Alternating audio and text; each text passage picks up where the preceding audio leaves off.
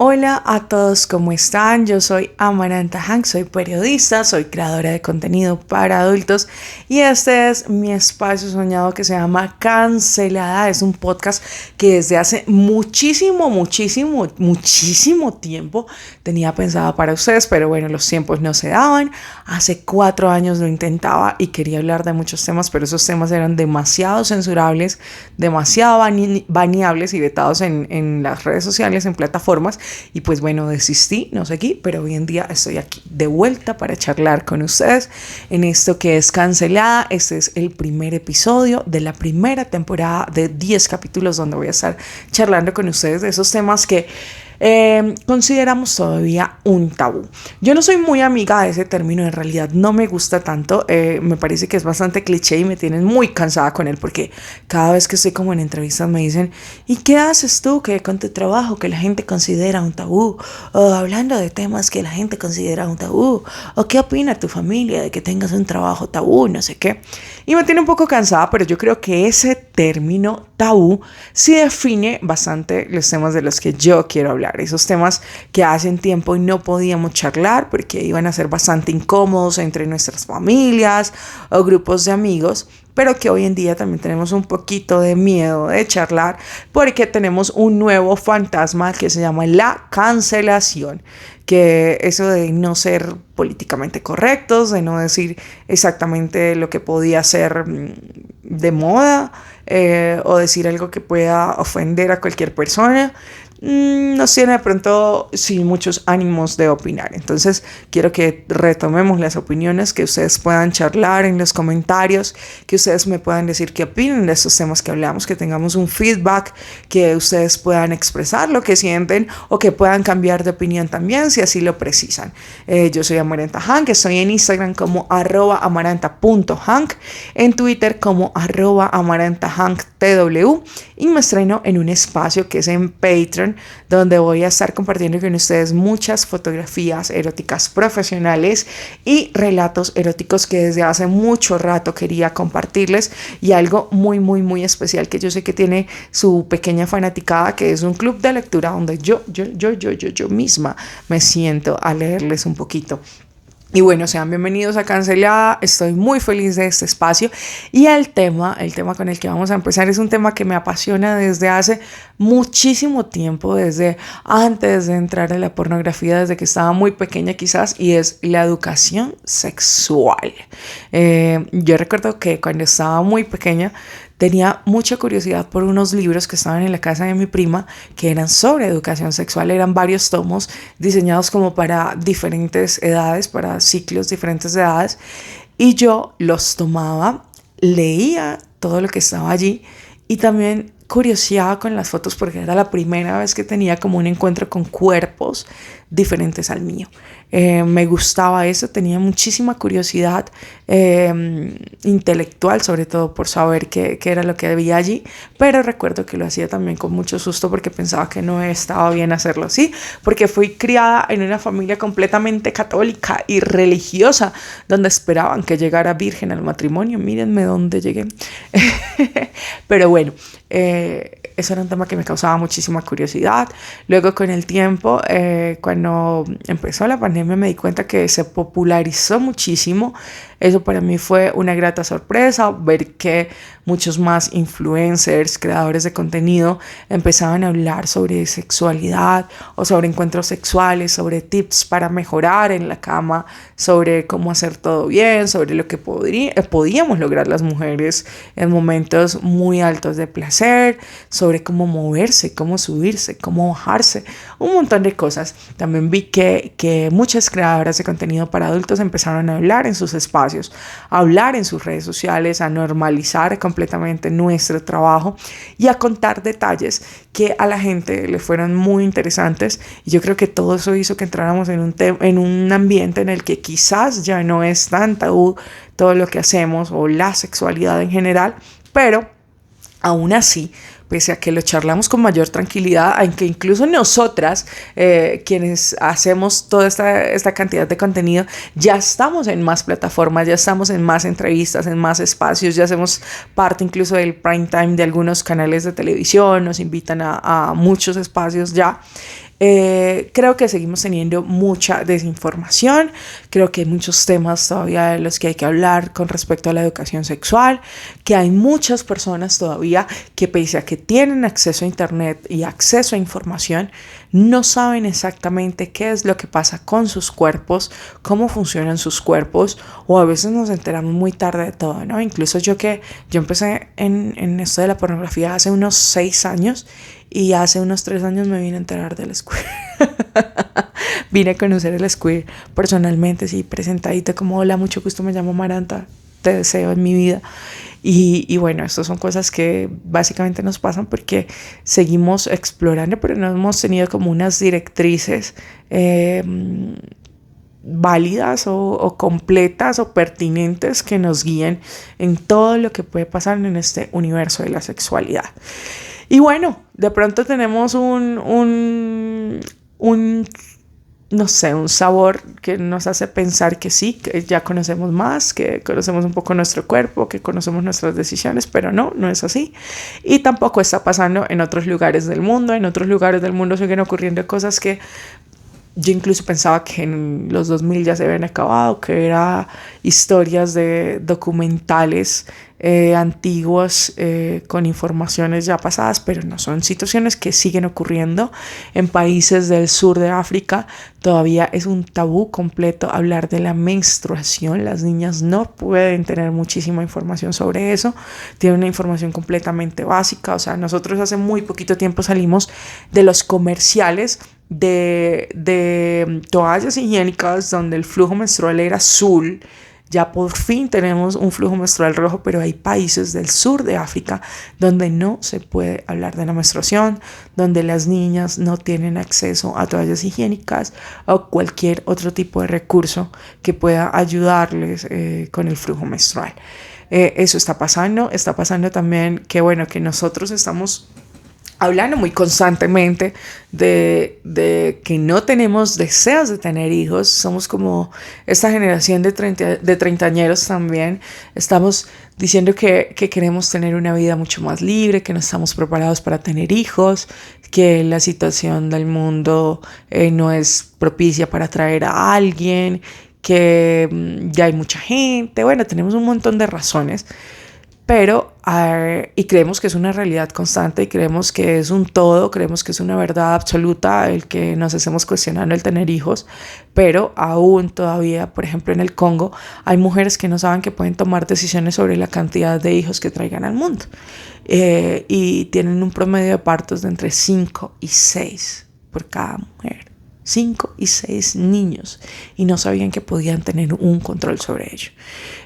Siguen pasando cosas gravísimas, una cosa que es tremendamente dolorosa, que también pensé que se había acabado hace un tiempo, que es la ablación, que es la mutilación genital femenina, sigue ocurriendo. Y hablaban en pandemia de 4 millones de niñas que estaban todavía expuestas, según la OMS, a ser mutiladas.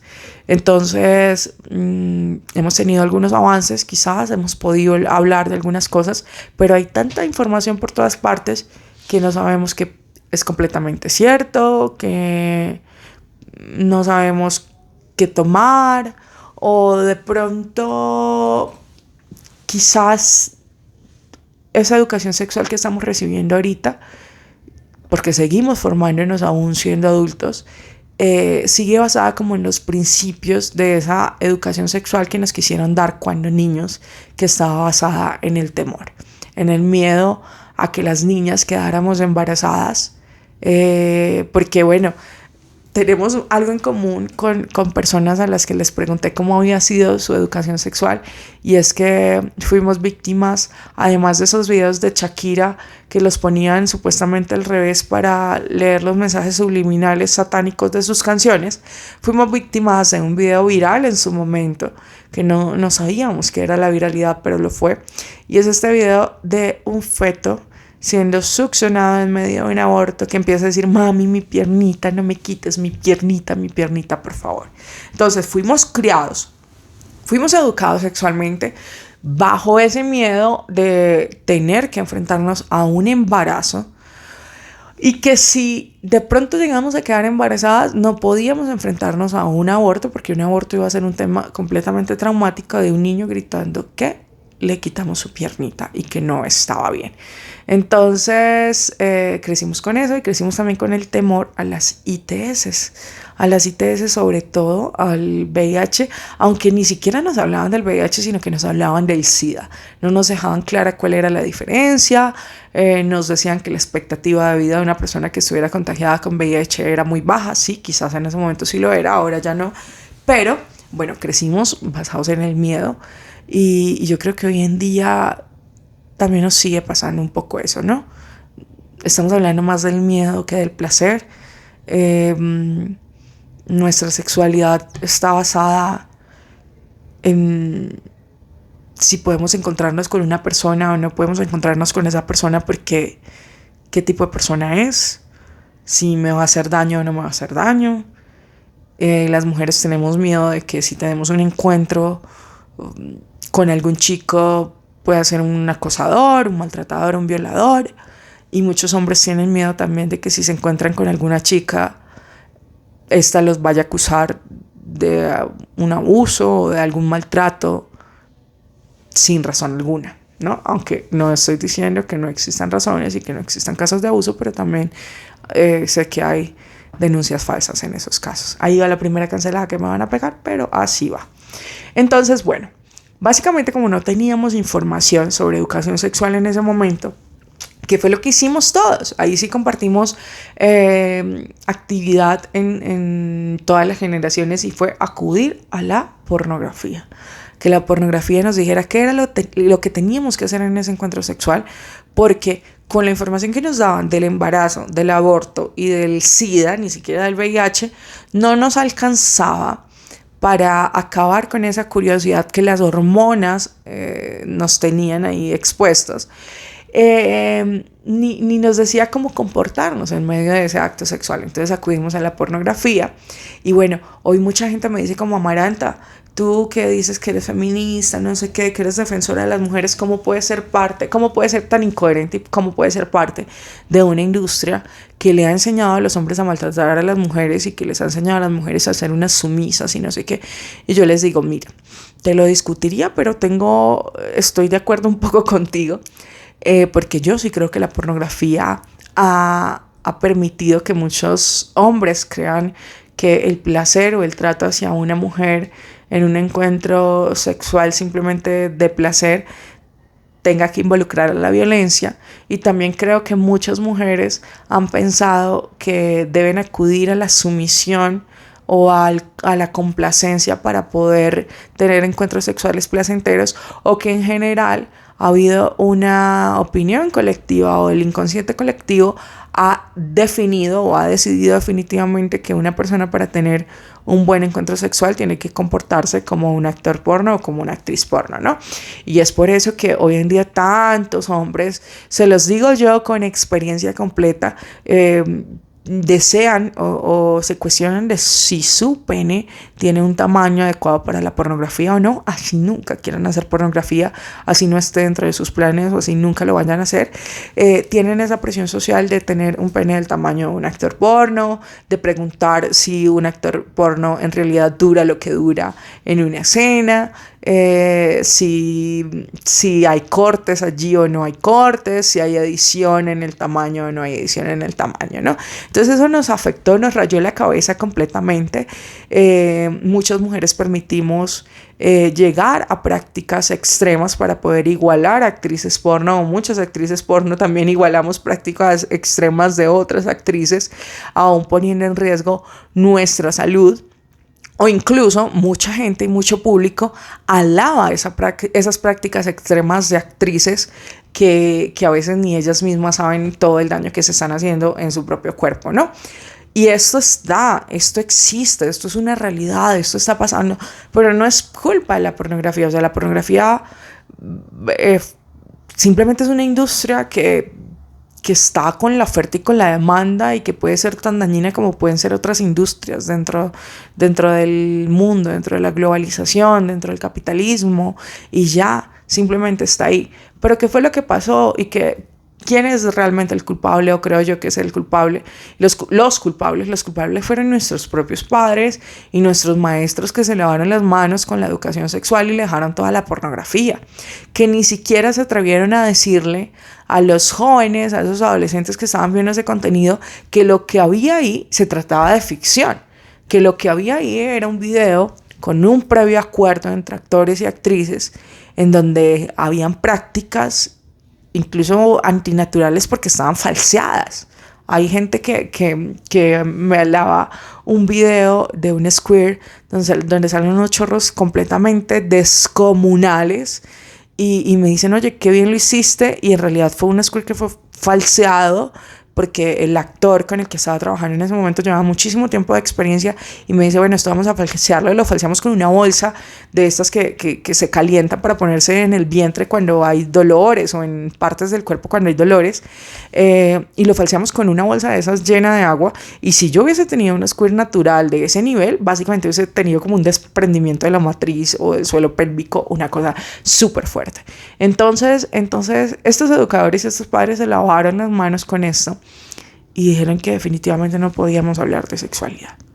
¿De dónde sale eso? No lo sé. Foucault habla un poco como que cuando empezó como esta Revolución Francesa, empezaron a decirle a los trabajadores, al proletariado, que no tenían que ocuparse de su sexualidad, que estaba mal. Empezó a intervenir la iglesia empezó a decir como que el sexo era simplemente para los matrimonios y que el sexo era simplemente para procrear, para traer hijos al mundo, no sé qué, y empezaron a doblarles las horas de trabajo, a explotarlos muchísimo más laboralmente para que estos trabajadores llegaran a su casa, sobre todo hombres que trabajaban en grandes fábricas, llegaran a su casa y ni siquiera quisieran tener sexo con sus esposas porque estaban tan cansados y tan explotados que no podían tener sexo. Entonces, Foucault menciona esto lo menciona en Historia de la Sexualidad, y dice que esto fue básicamente como una alianza entre la iglesia y entre la industria, donde la iglesia satanizó los encuentros sexuales para que la industria pudiera tener muchísimo más poder. A mí me gusta esa teoría, yo me quedo con esa teoría, y bueno, eso fue básicamente lo que pasó. Entonces dejaron todo en manos de la pornografía, y la pornografía se ha equivocado un montón de veces, y la pornografía aún hoy se sigue equivocando con muchísimas cosas, pero es eso, es ficción. Pero al inconsciente colectivo también le ha costado entender que eso se trata de ficción. Entonces, por ejemplo, hace un tiempo grabé un video con un actor profesional y decíamos que era un Uber. Ustedes no saben la cantidad de mensajes de conductores de Uber que me escribieron y me dijeron que qué afortunado había sido ese conductor que se había encontrado conmigo y que yo había decidido grabar una escena, y que ellos estaban dispuestos a transportarme gratis si era necesario. Entonces, aún hoy, mucha gente sigue pensando que todo lo que pasa allí es real, y sí es real en muchas circunstancias, pero siguen pensando que es real, o quieren pensar que es real, ¿no? Así también como hay tantos títulos en internet, por ejemplo, como mira este encuentro entre madre e hijo, que no sé qué, una relación y resulta que es completamente ficticio, porque ya han visto al actor en otras circunstancias, saben que el actor y la actriz no son madre e hijo, no tienen ninguna relación parental, pero se creen esa mentira porque así lo desean, o porque la sexualidad y las hormonas le piden que así sea. Entonces, bueno, en general hemos tenido esta mala educación, hemos tenido de pronto también una ausencia de placer, porque esos encuentros sexuales de la pornografía nos han enseñado que hay que buscar movimientos muy rápidos, movimientos violentos, encuentros muy genitales, acudir a la genitalidad muy rápido. Esto pasa mucho. Si yo le pregunto a mujeres ¿qué hace buen polvo, un polvo? ¿Cómo quisieran que fuera un encuentro mucho más placentero con alguien? Van a decir, o dicen en su mayoría, que quieren que haya una previa mucho más amplia. O sea, que la persona, que el hombre con el que se encuentran, se esmere un poco más en esos minutos iniciales, porque normalmente van directo a la genitalidad, y eso ocurre también por la pornografía, porque eso está pasando en la pornografía, porque en la pornografía un actor no se sienta a hablar con la actriz 1 hora sobre temas varios, a tomarse una copa de vino, a acariciar, a besar, a hacer un gran masaje, sino que inmediatamente va a genitales, y todavía eso está en la conciencia de la gente y en el inconsciente de la gente, y piensan que efectivamente así va a ser todo. Entonces, a razón de eso, hay una ausencia de placer también de parte y parte, porque no se explora mucho más. No se va a otros espacios, no se va a otras partes del cuerpo, no se va a otros órganos, el órgano sexual más grande que hay, que es la piel, y no se estimulan otros sentidos también. No se estimula el poder charlar, no se estimulan los olores, no se estimula incluso el cerebro, el poder conversar algo rico con otra persona, sino que se va directamente a lo que termina siendo sobrevalorado, que son los genitales, ¿no? Y la exigencia de unos genitales que sean también como parecidos a los que encontramos en la pornografía, que es también a veces distante de la realidad o de lo común. Sí, es bastante distante de lo común. Y bueno, y también esa ausencia de educación sexual no nos ha permitido evaluar el sexo como un elemento que nos permite relacionarnos, como un elemento de relación. Entonces, no hemos podido hablar sobre nuestros intereses, no podemos hablar sobre lo que nos produce placer si es que lo hemos buscado por otros espacios, y sabemos que eso que nos produce placer no es muy común, y no hemos podido conversarlo con otras personas. Y aún hoy en día hay muchas personas que se sienten muy reprimidos porque sienten placer en cosas que les puede parecer bastante locas a otras personas, ¿no? Como el gusto por los pies, por las medias de seda, por alguna parte específica del cuerpo que no incluya ni siquiera una penetración, por vestirse de formas diferentes. Y aún hoy, cuando tenemos una sociedad tan global, con tanto acceso a la información en la internet, seguimos juzgando mucho a gente que exponga sus gustos también, ¿no?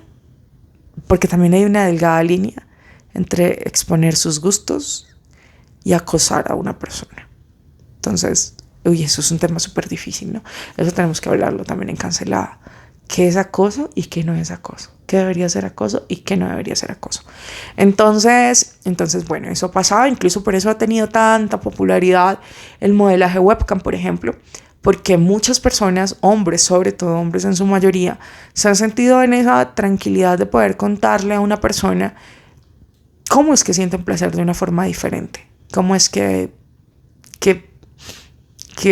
encontraron que no tienen unos gustos tan comunes, y cómo es que no le pueden contar esos gustos tan comunes a sus parejas, a sus esposas, a sus novias, a sus amigos o amigas, porque básicamente serían rechazados inmediatamente. Entonces, esa ausencia de educación sexual no nos ha permitido hablar de todas las posibilidades de la sexualidad, del sexo, de los intereses, de la estimulación, de los gustos, de los placeres, y nos limitó a eso, a un encuentro genital dirigido por la pornografía. Y bueno, eso ha traído muchísima frustración en muchísimas personas, incluso violencia. Muchas personas que hoy en día son violentas, que han cometido delitos relacionados con la violencia, también vienen con muchos sucesos o con muchos hechos de frustración sexual, de temas que estuvieron ahí reprimidos, incluso desde homosexualidad reprimida, que no pudieron charlar con absolutamente nadie, que tenían familias completamente conservadoras, o que no tuvieran un círculo tan conservador, pero que su personalidad no les permitió hablar sobre eso, y toda esta represión los llevó a focalizar esa ira o esa impotencia hacia la violencia.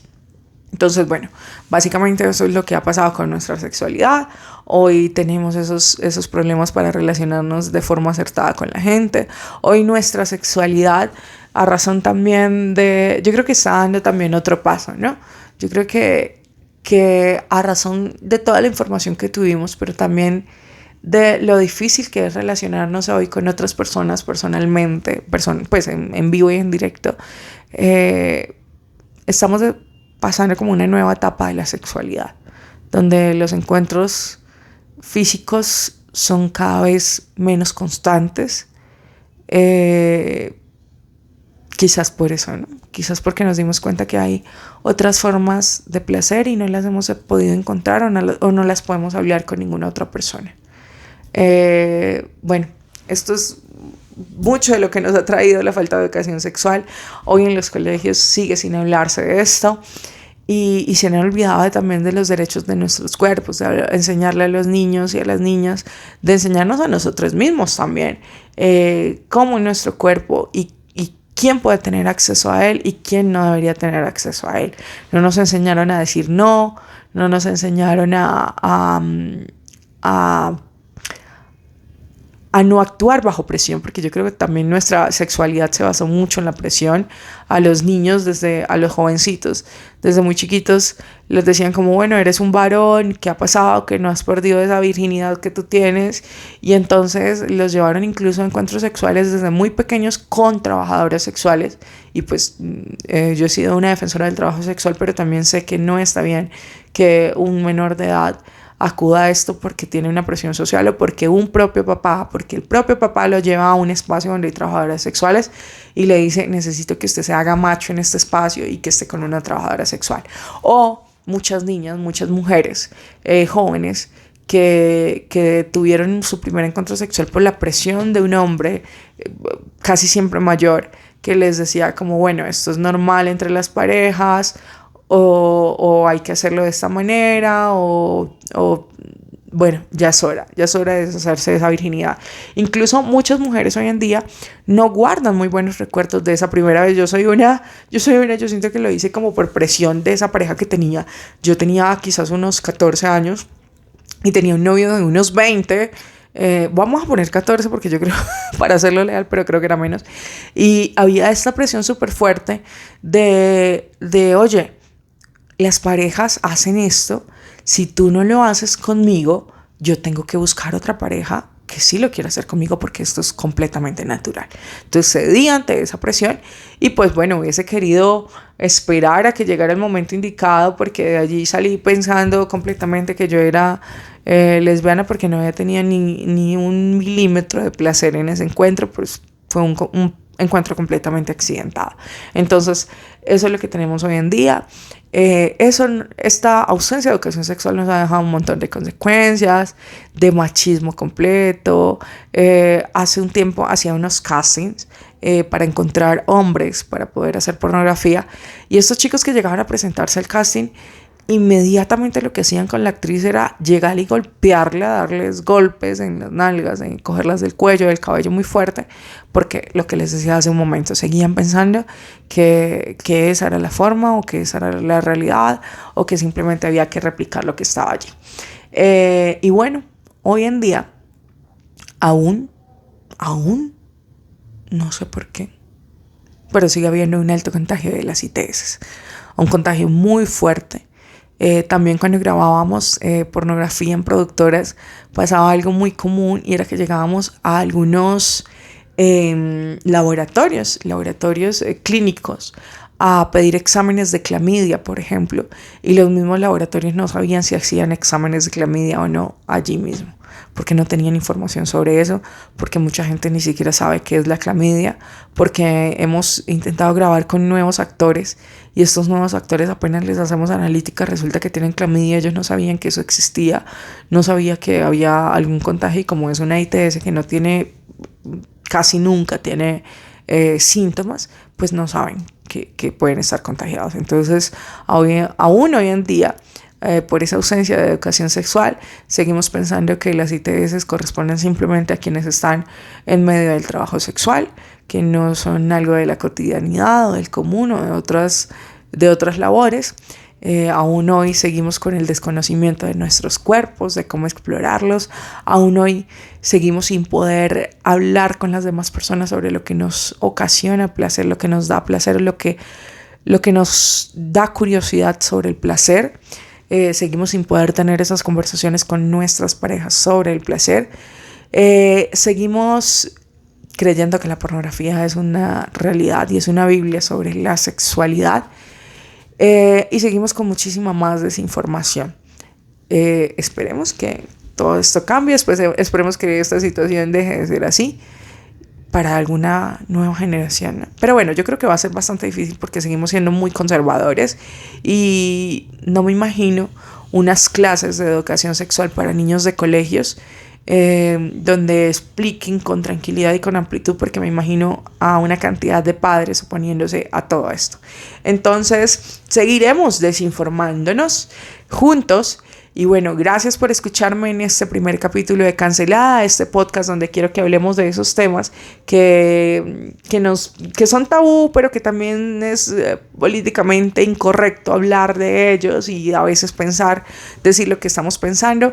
Quiero leerlos en los comentarios, quiero que me digan ustedes qué opinan de este tema, cómo fue su educación sexual, qué creen que debería pasar para que eso cambie, o definitivamente ya no busquemos que las cosas cambien, sino que simplemente las aceptamos como son y las conversamos un poquito. Yo soy Amaranta Hank, soy periodista, soy creadora de contenido. No olviden seguirme en Instagram como @amaranta.hank, en Twitter como @amarantahanktw y en Patreon, que me estoy estrenando con fotografía profesional erótica y relatos eróticos y también lectura de relatos allí. Entonces allí los espero para que podamos interactuar más, para que podamos charlar, y voy a leer todos sus comentarios acá. Los espero con ansias. Gracias por acompañarme en este primer capítulo de esta primera temporada de Cancelada. Muchas gracias y muchos besos para ustedes.